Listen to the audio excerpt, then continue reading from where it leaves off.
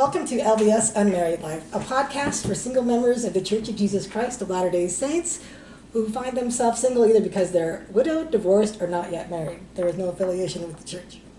And you can find this podcast on AnnetteTalks.com, iTunes, Stitcher, Google Play, Spotify, iHeartRadio, and YouTube. And I keep knocking into you on the table, sorry, Al. No worries. I make everyone sit close so we can all fit into the camera, because if you're watching this on YouTube, we are filming it. If you're not watching it on YouTube, you're just hearing it. So you might want to go to YouTube and see what we look like.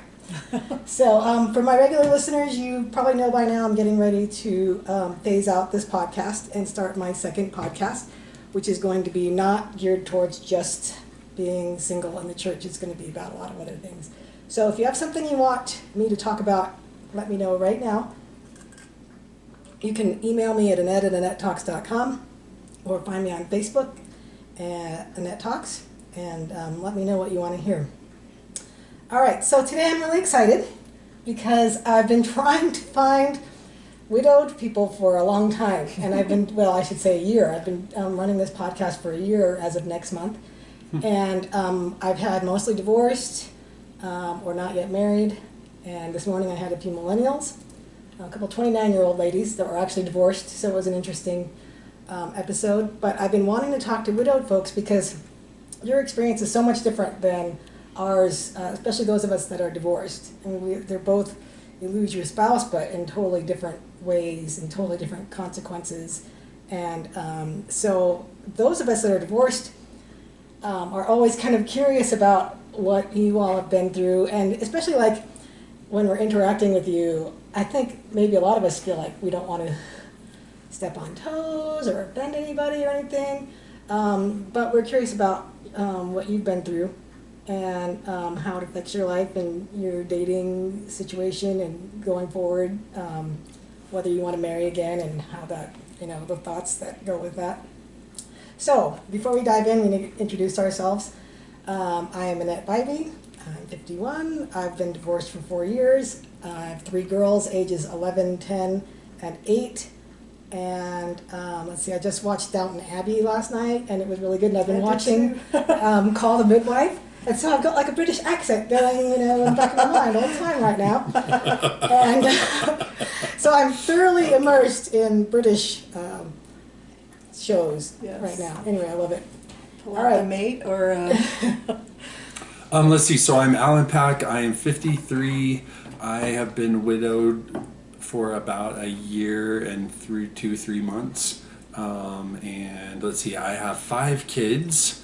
My oldest 3 are sort of grown. My oldest still lives in my basement. But I have never leave. Yeah, but I have 2 that kind of just got home from missions, and one of them is back at BYU, and one's kind of working for a few months, and then we'll be back at BYU. And then I have a 16-year-old who has autism, Sam, and then I have a 14-year-old big kid named Nathan. So you are not alone in that house. Definitely not alone. Probably never alone. Huh? You probably wish you could be alone sometimes. No, actually, I enjoy having people. It would be scary to be alone. Oh, I love my Saturdays when the girls are at their dad's. It's like chill times. It's great. Yeah. All right, Joanna. I'm Joanna Wood. I'm 51. I've been widowed 5 years. I have 3 children. My oldest is 25 and married. And I have a 19-year-old and an 18-year-old. They're just about ready to turn 19 and 20, so... And so you're an empty nester. I'm an empty nester as of, 8 weeks ago. My youngest moved out, so. And when we talked about this last time, did we talk about it before or when you were on the episode that you're like cool with being an empty nester, right? For the most part, yeah. It's a little lonely sometimes, but less stressful, so. Yeah. So that's a good thing. Awesome. I just have to get more social now. Yes. Before you're busy taking care of kid stuff, and now I'm like, okay, I need to make more of an effort to. I'm trying. do I'm more trying to get you to social that dance. But... I know. I'm going to go to the singles conference in Nauvoo. Oh, you are? Yeah. Awesome. So that'll be my foray into single social stuff. Yay. So. Have you ever been to that? Not to Nauvoo. I've been to Okay. like a Utah singles conference Okay. where I was one of the youngest. That kind of gives you an idea. Oh, really? I mean, it was a lot of fun, but definitely was like my mom's Oh. demographic. So. Okay. Yeah, it's interesting. So I mean, I keep seeing stuff on Facebook. Like I'm on a Facebook for widows and widowers group, and they do conferences all the time. So I think maybe now I'll try and go to one since I don't have children to. Is it LDS or is it just all? LDS. Oh, okay. Yeah, it's an LDS group. Interesting. I can add you. So if you want. haven't broached or No. gone into that at all? No. Yeah. Yeah, I'll add you. I'll have to look. It's So- a huge group. I mean, like thousands of people from all over, even out Okay. of other parts of the world. So it's kind of cool. But like sometimes it's a little depressing because people who post are the people who are brand new, so they, you know, they're understandably devastated. But Yeah, they're reaching out right Yeah. away. I'm sure at the beginning it's got to be. I mean, I'm sure it's never super easy, but at the beginning it's got to be really. it's really overwhelming. Yeah. So. It's hard for me to imagine because the divorce thing it's devastating in itself, but it's like a different kind of devastating, you know. So like in my case, I'm the one that filed. Although I always think that in a divorce, both parties have made that decision at one point, in one way Yeah. or another, Yeah. right? Right. You know, like that you both choose by your behavior and your reaction to the behavior. But it's still a choice, whereas you guys didn't have that choice. Right. And your husband, your ex-husband, is still around for your kids, Yes. which I think is huge. Even though I think it also comes with problems Mhm. sometimes, but you know, for my kids, their dad's gone. You know, they can't talk to him. He can't come to their stuff. So I think that's a big loss. So it's been 4 years, you said, right? 5. 5 years. Yeah. So was there a point where your kids wanted you to remarry so that they could have like another dad, or? My oldest was already out of the house, and he's always been like, you should get remarried. My 2 younger kids were like, no way. My daughter is like, you can come live with me. I don't want you to ever get remarried. And I was just like, you know what? I'm not even thinking about that right now, so don't even worry about it. Now she's more supportive of me dating. And she did at one point say, I just miss having a dad. I wish you would get remarried so I had a dad. But at that point, it was like, she's leaving in a year. There's no way I'm going to find somebody and give her that experience. So, I mean, I guess if I had found somebody within the first year, but I couldn't have even, like, had a relationship that soon after my husband died. I was just, like, not available emotionally to do that, so. I definitely think that's true. I think that one thing I read like just things about mourning and the mourning process and the mourning cycle. cycles, yeah. And the first thing I read is that everyone goes through it differently. Like my father-in-law, my wife's parents, her mom died about the time we got engaged. Oh, wow. And he was remarried again in 6 months. Wow. And part of it was all his kids were out of the house. He was an empty nester, and so it was a lot easier. Yeah. But I think, at least for me, because I had kids on missions, I just was like, it doesn't feel right, because wouldn't that be weird to leave on your mission with a Yes. parent Come home to a and to new come home, parent. this is your new mom, Oh. So Yeah. for me, now that my kids are both home, I feel like I sort of can open that a little bit. But I do think everyone mourns at a different pace. Yeah. And one thing that I learned is you never stop mourning, but what you do is you kind of get to a point where you're sort of at peace and you're ready to move on. Yeah. Do you agree? Was Yeah, there like a totally specific? agree. Can you remember a time where you felt like that, where like you were sitting there and you're like, oh, I'm finally ready, or did it come over gradually, or?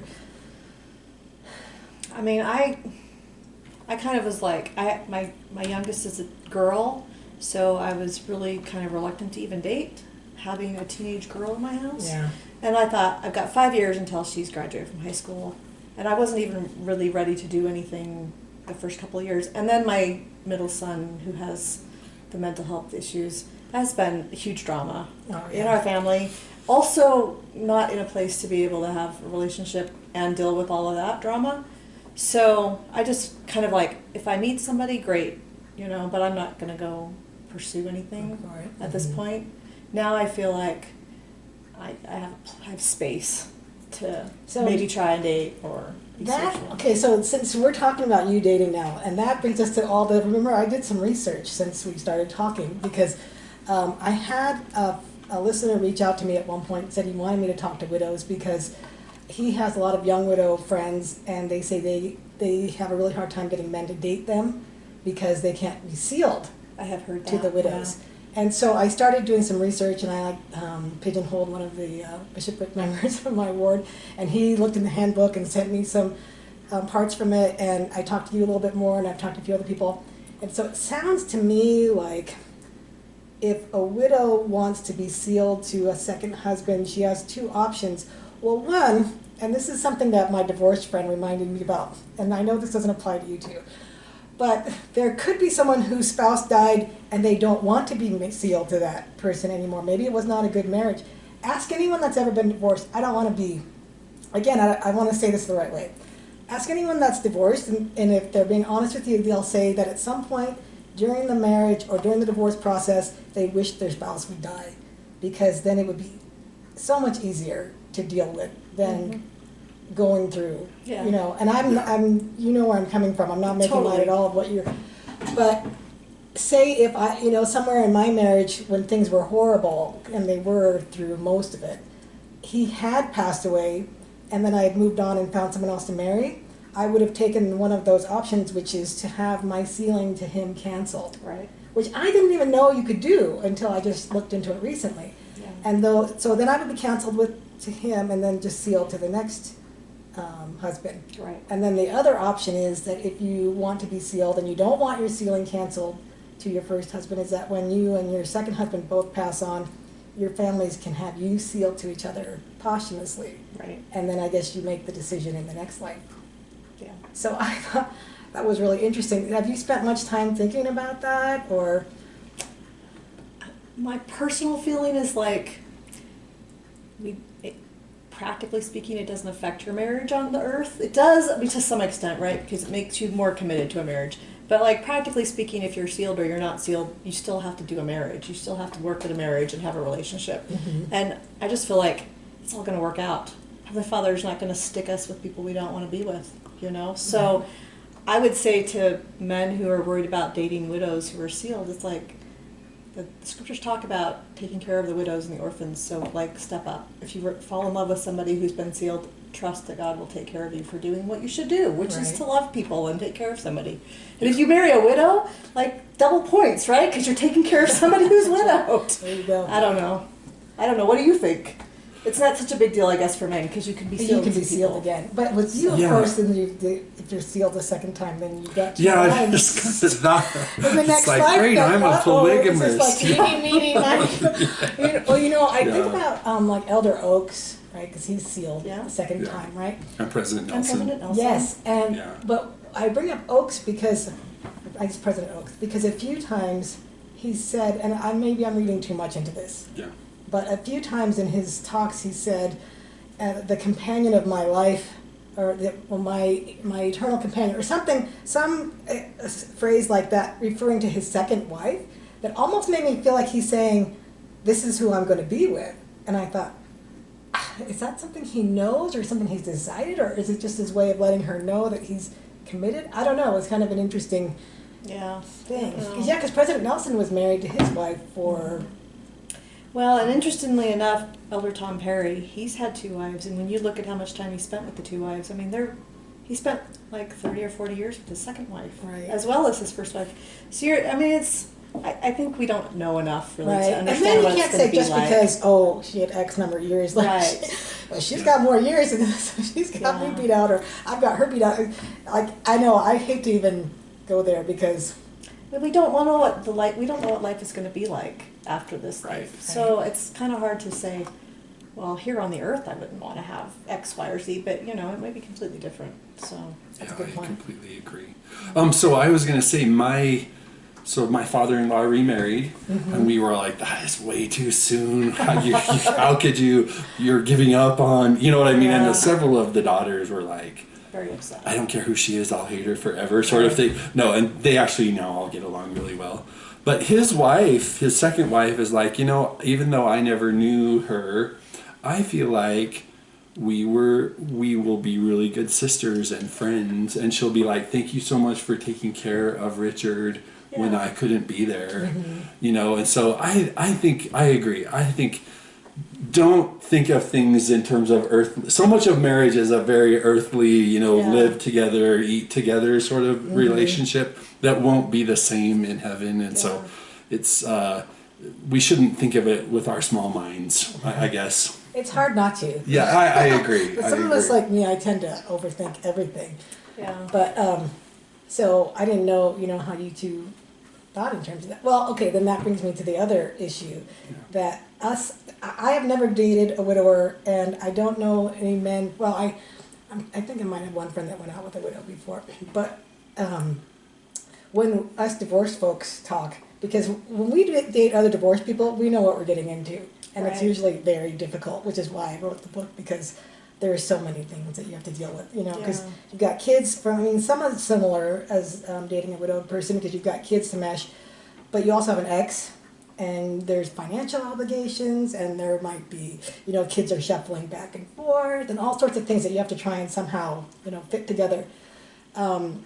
But if you date someone who's widowed, then there's a third person almost in the room. Like my friend says there's the angel spouse syndrome, where, and I don't know where you got it from, but you know, you would be concerned that you'd walk in and like, am I always compared unfavorably to the first spouse, because Right. that person is always, you know, going to be kind of remembered for all the great, wonderful things, and you know, I'm going to come in and be this totally imperfect person, like, because that's what we are. Yeah, What do I you mean, guys I guess think about that that? depends on the widow or widower, how they feel Yeah. about their spouses. I mean, my husband was not perfect. Yeah, my wife was certainly not So perfect. I'm like, I would hope that whoever I date or marry is okay with me, like, referring to my life with him, because it's part of who I am, right? Right. But, I mean, there's plenty of times early in my marriage where I wished he died, because I was like, I don't want to get Okay, divorced, so but you I do- don't want to live with you anymore. Right, you do You know know, that fortunately, feeling. by the time he did die, you know, our marriage was much better. So it was devastating to have him go, but also was grateful that I loved him enough that it was devastating to have him go, you know. Yeah. But I mean, I would hope that I could just take a new relationship for what it is and not be like, oh, you don't do it like Tom did it, you know. So you wouldn't be like pining. I mean, I would hope not. right. Like, I think anyone who's honest has got to recognize that every relationship has its struggles. yeah.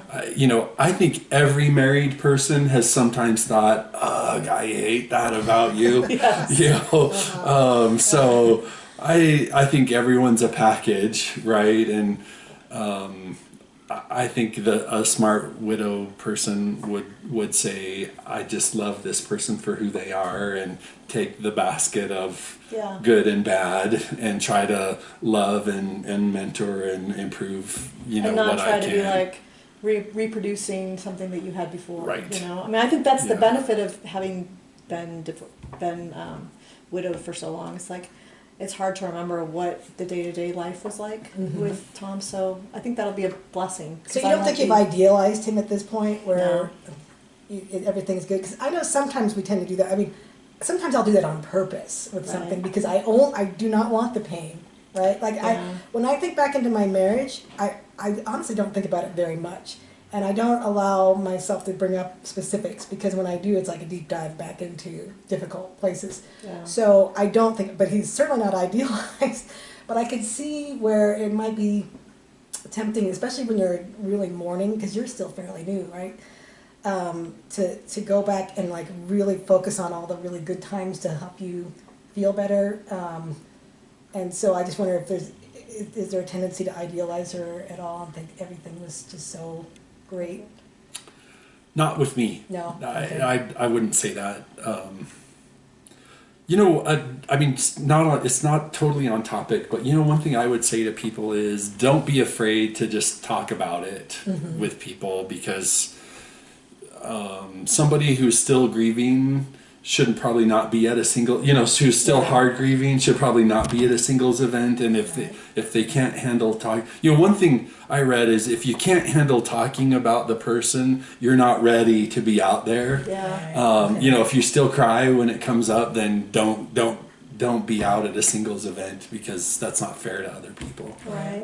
But But back on the topic, I just think anyone who's honest has got to recognize that every relationship had its issues, you know, and that they're, you know, every new relationship will have some issues too. And what you do is just try to find one that you can live with the dark side, you know. So true. My favorite, my personal quote is find someone whose faults you can live with.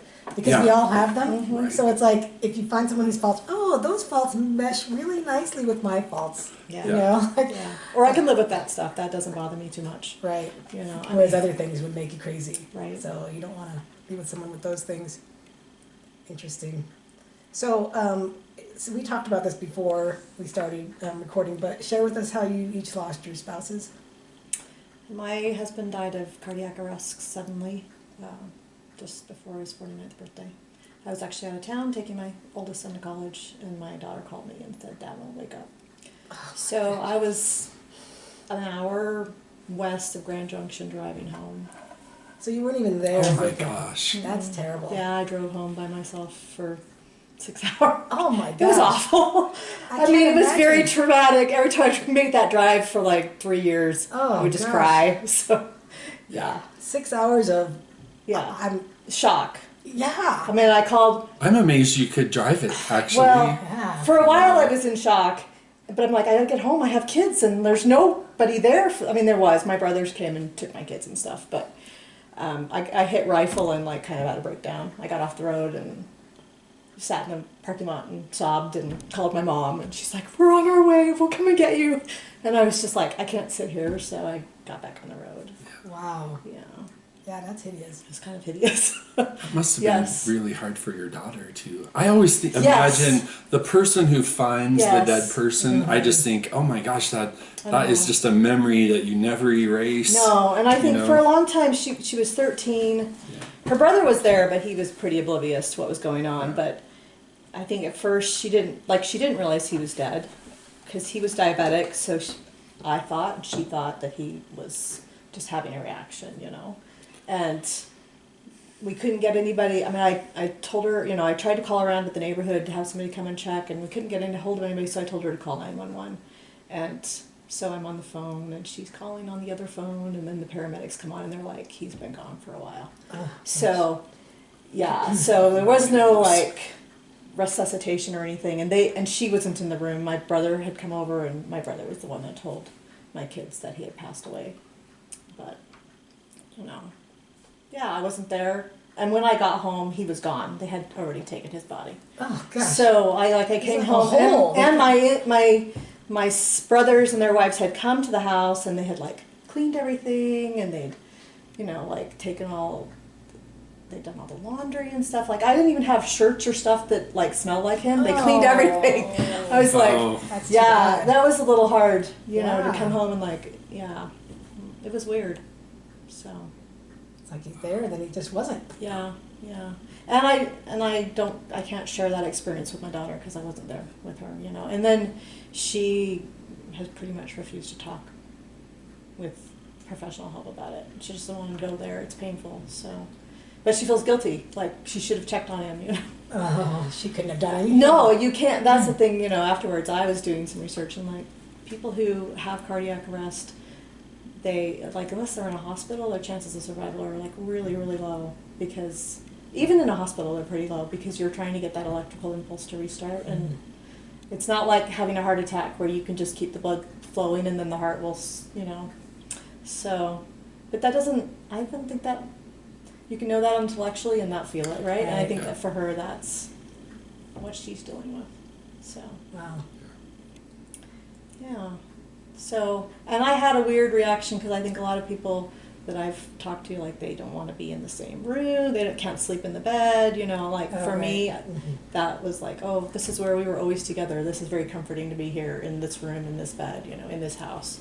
So, Have you felt his presence? I'm not overtly, like, but I feel very peaceful in my home, so I have to assume that's He's him. he's No, I'm like Watching over. skeptical of signs, so that makes it hard for me to like say, oh, this is a sign from. right. But we have had a couple of experiences, like we found an Easter egg hunt, or Easter egg that he'd hidden. He was a big hider of the eggs, like all these crazy places, and we found one the next year, you know, and Wow. he was the cook, and no recipes. He had left no recipes written down.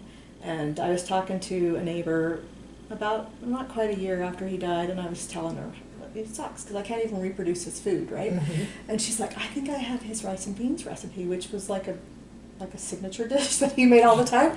And so I got his recipe and we made it, and it was great, you know, to be able to have that smell and taste and stuff. So I feel like those are kind of like, Mhm. I don't know. I hate to say the word signs, but Or do you ever dream that he comes to visit you? I've had a lot of dreams with him, more than I think I do. Like I'll wake up. I mean, I never dream about him, but then I started reading through him. Like I dreamed about him a lot, especially when he first died. But he was always like, "You're supposed to be dead," and that would always wake me Right. up because I would be like, That's funny. I know I lost a cousin when she was in her 30s, and this was almost 7 years ago now. And there have been a few times when I felt her presence. One time, because my sister named her daughter after her middle name was her. At the baby blessing, when he pronounced her name on the baby, I was like, I could totally feel him. She's here. And I went up to my aunt, her mother, afterwards, and I said, did you feel like Natalie was here? She says, oh yeah, definitely. Yeah. And there was another time when I was driving past Bronco Stadium, because she used to live here. This was her hometown. This is not my hometown. Yeah. And I remember thinking, this is totally Natalie's town. And it was like, I swear she was in the car Yeah. with me. And there was another time she was in a dream, and I remember her hair was fabulous. And I looked at her, I was like, Natalie, you're not here, you're dead. And she just laughed. And I thought, that's just her way of being like, this, you know, Yeah. everything's good. And so there have been many times when I felt, you know, just kind of, Yeah. she's around. We I've had a couple of nieces get married since Tom died, and one of the nieces, we were waiting and waiting and waiting for the sealer to come in, and then this other sealer came in that they weren't expecting. And he came in and he's like, you know, we had to mix up, but I'm here. And he gave the most beautiful talk about the witnesses that come, the angel witnesses that come. And he talked about that they're family members, you know, and I did feel like Tom, of course, was here, you know, like I feel like he's been working to get all of his nieces and nephews married because they're all old and they haven't gotten married, but a lot of them have married since he died. So I mean, I definitely feel like I can see him doing stuff for us. I don't know that I have like personal feelings, although I always feel like I've visited with him when I dream about him, so. I was going to say, do you ever feel like Yeah. you talked to him? Like, Well, I just like, I can remember like the first couple of years, I would just be giddy in the morning because I'm like, I got to spend time with him. It's just kind of silly, but better than feeling sad, because I think a lot of people, they have a dream and then they feel sad because he's not here, you know, right. so. What about you, Alan? So let's see. Our stake went to Trek, Oh, yeah. and I took my wife came and my two younger sons came, and we were on our way back. It was kind of the end, and we were all exhausted, and so we were in Wyoming, and she fell asleep at the wheel, and we had all fallen So you asleep. must have been asleep too then. And so when I woke up, the car was already, you know, like tilted Yeah. off the highway, but we were going 75 miles an hour. Oh. And I was like, I woke up. So, and then we did a couple of quick turns, and the car rolled in. 3 seconds later, she was gone. And Oh my gosh. the roof of the car crushed in. Oh, my goodness. And So you were with her. right, so we were all together, and I think in some ways that was a real blessing, because my kids, we all went through that together, and you know, we all know what happened. Right. Yeah, in some ways terrible, Yeah. terrible, but Yeah. I am so grateful they were both there, to be honest, and Yeah. I'm grateful I was there. Yeah. When the car came to a stop and I realized, hey, I'm alive, and I've survived, and I looked over and I could see that she was likely dead. It wasn't gruesome, by the way. Okay. It wasn't horrible, but I could just say from the position of her body that Oh. you don't survive, looking like that. And she wasn't responsive, and so I basically just held her hand, and I had just an amazing, peaceful feeling where, and it was a split second, but it was very powerful. Yeah. And it was that feeling that this is going to be really hard for you, but it was her time to go and be at peace and just pick up the pieces and move on. But don't mourn and don't feel guilty for this situation, because this was her time. And so that really helped. Yeah. That really helped, because even though it was still, a horrible sudden loss that you're terribly sad at, I didn't feel like God robbed me, or that there was something I should have done. Like one thing I still think is, if I had just woken up, if I hadn't fallen asleep, I could have grabbed the wheel. Those things you think, and I think it's impossible to not think those. But I think it is too. But the Spirit says no, that is not how it happened. And so I should just say, I have a son who has some emotional anxiety, suicidal issues, and he was he was my youngest, and all of the rest of us just, got up and walked away, and we were fine, except for him. And he broke his wrist, got really scraped up, and got a concussion. So relatively not badly harmed, but in all of that he went through, there were so many people who reached out to just let him know, we love you and we care so much about you, and he got so much attention that I just think it was one of those little coincidences that he happened to be there.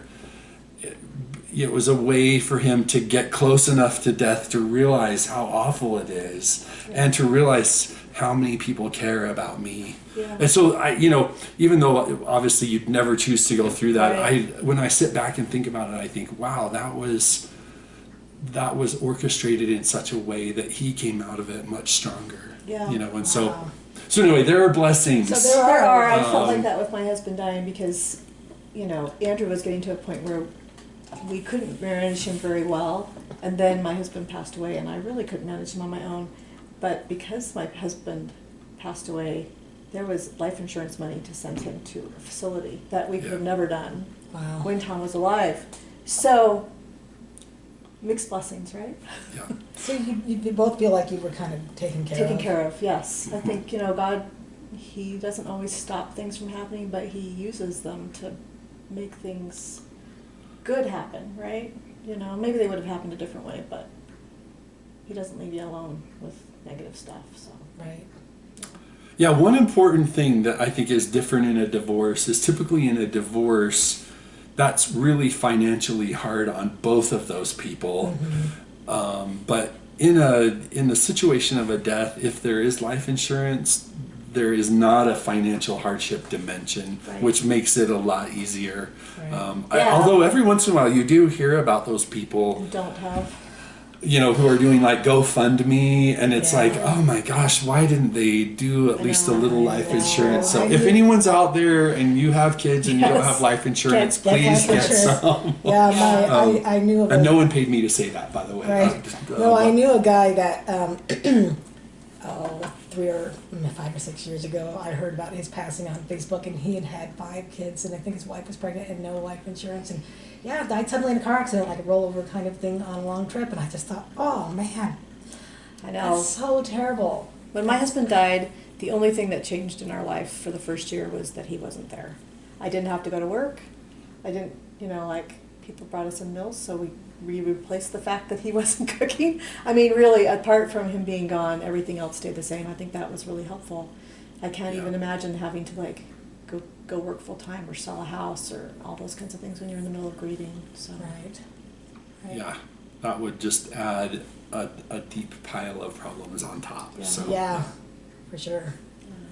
Well, so it sounds like you both have had some really great experiences around such a terrible experience, so that you feel like Heavenly Father loves you, knows what you're going through, and is there for you through the whole thing. Pretty much. I think we have some of that in divorce. It's just different, It's messier, and it's obviously not final as far as this life goes, and we're still dealing with it. But it's good to hear your stories, because I had only thought about those questions that I had asked you ahead of time, and not so much about the experiences that you've gone through and what you're still kind of feeling from it. It's nice to get that perspective. One thing I was going to say though is every single has got baggage. Yes, they Yeah. do. That's something True. I've noticed is at first when I started just trying to meet people and just kind of figure out who's out there and what is out there, it's like, people that have been single forever and never married, they have some issues. Yep.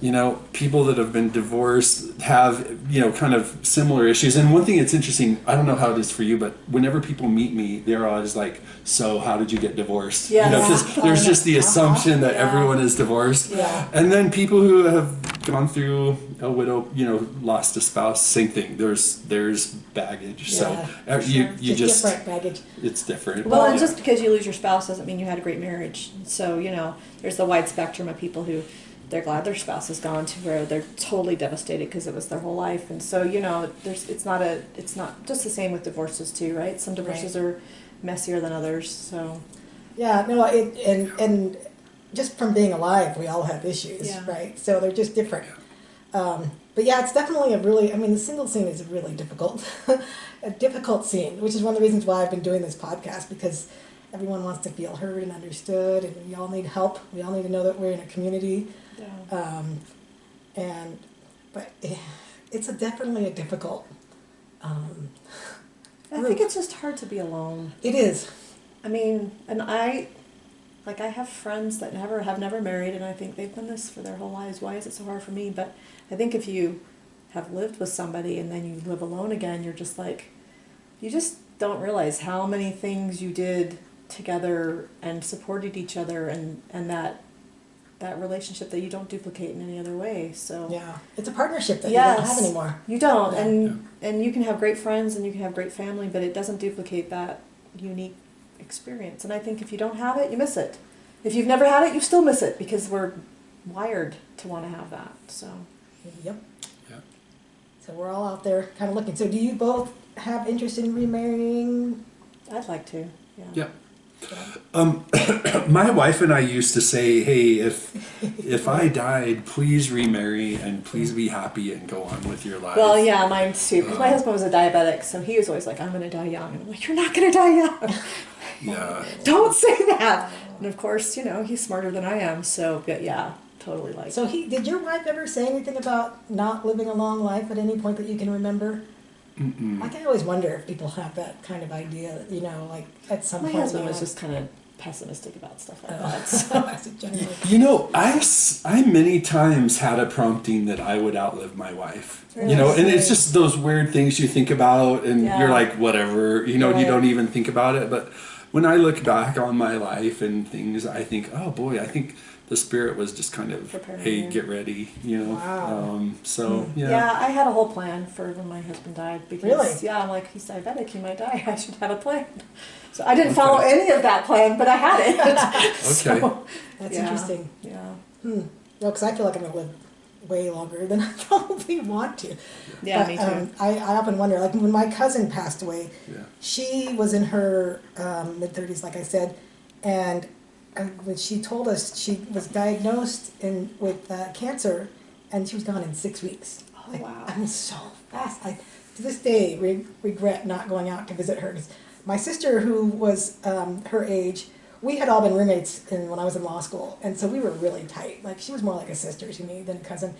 And so Jane was in Australia. My sister was in Australia, and I was waiting for her to come back, and we were going to go and see her together. So we got our plane tickets to go see her when Jane came back, and She didn't last. she died before we got a chance, and so we had to change it to go to a funeral. And it was, watching her husband took the kids who were little, Yeah. really little, because her two are the same ages as two of mine. So talking 7 years ago, so we're like a 2-year-old and like a 4-year-old maybe.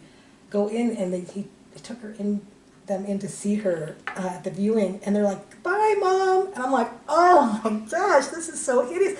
I just can't." I had to get out of there because all I could picture was my girls saying Yeah. goodbye to me and not being able to raise my kids. I think that would be the hardest part. Like, I don't really mind leaving this earth much. Like, I'm not that. But leaving your kids behind. But leaving my yeah. kids behind, Yeah. that would be torture. Well, and it's interesting because Tom, so he had heart surgery that summer before he died, And he was back to work, and he had a coworker whose wife died, like that, during that period of time. So we went to the memorial service, and I was like, this could have been me.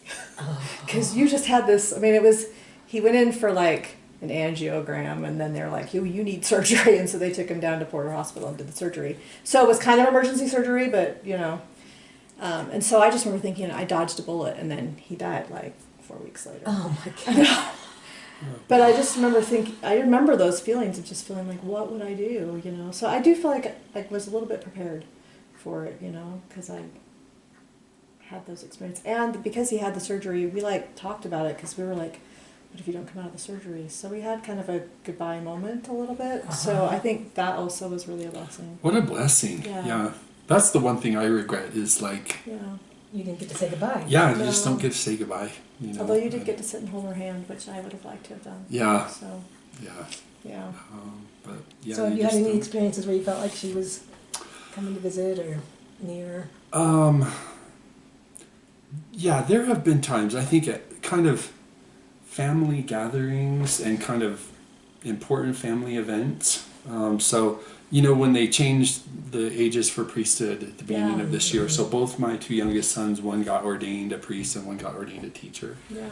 And it was for me, it was just a wonderful spiritual experience. But my bishop said, I literally felt like a door opened and I felt spiritual beings walk in. Oh, interesting. And while the blessings were happening, it was just powerful and awesome. And then when they were over, out they went, and back we were to our regular selves. And anyway, so I didn't feel it quite like that. And I'm like, dang, I wasn't paying attention. But I don't think we all get to. Because when I asked my sister after when the baby was blessed, I said, "Did you feel melody?" She's like, "I didn't.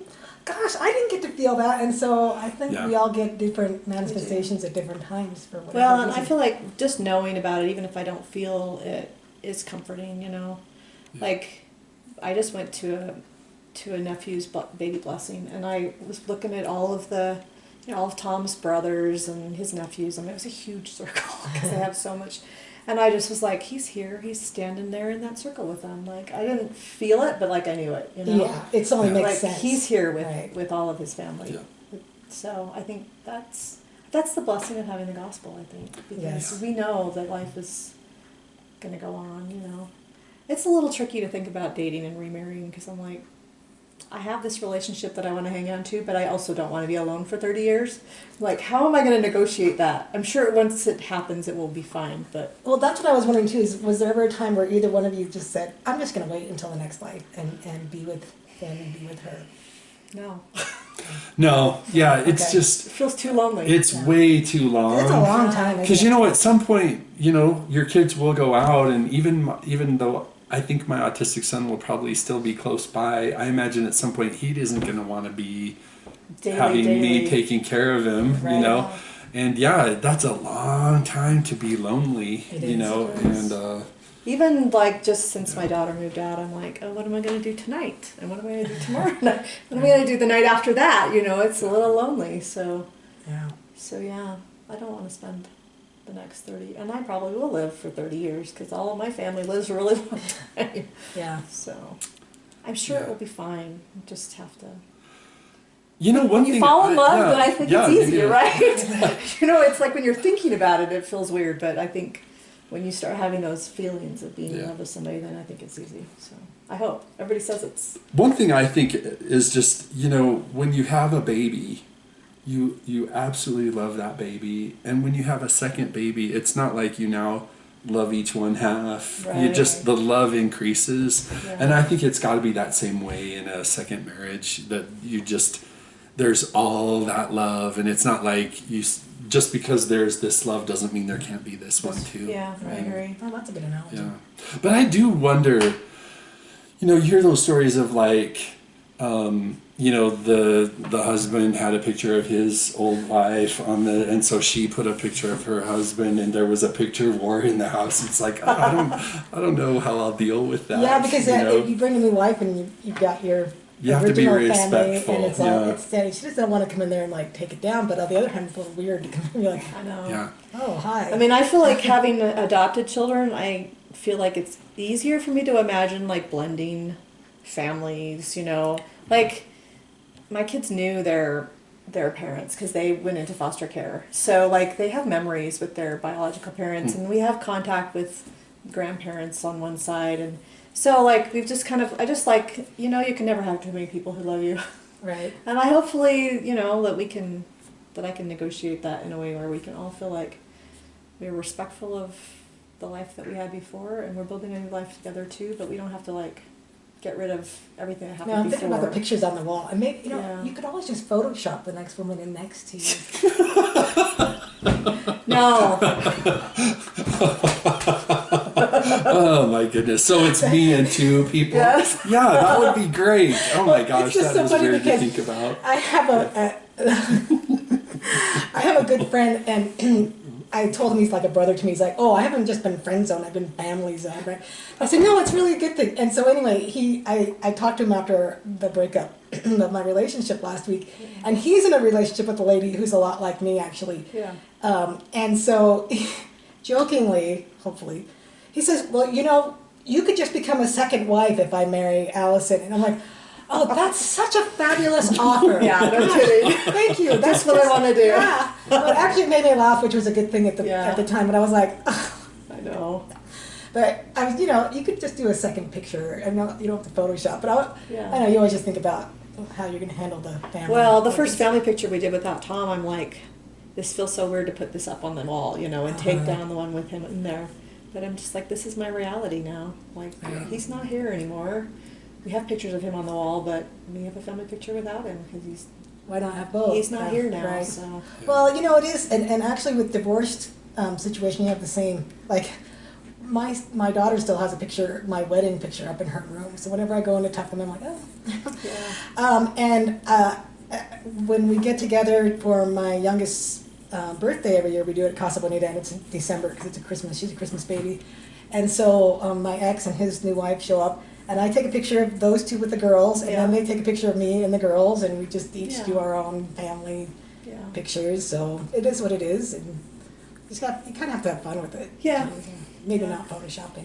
So, I understood, but yeah, that is funny to think about. all right. Well, we should wrap it up because, as always, we can always find plenty to talk about. Any parting thoughts from either of you for those who are listening? Well, I We want look to at the just look questions through to see these I- if there's anything I want to say. How do your kids feel about you remarrying?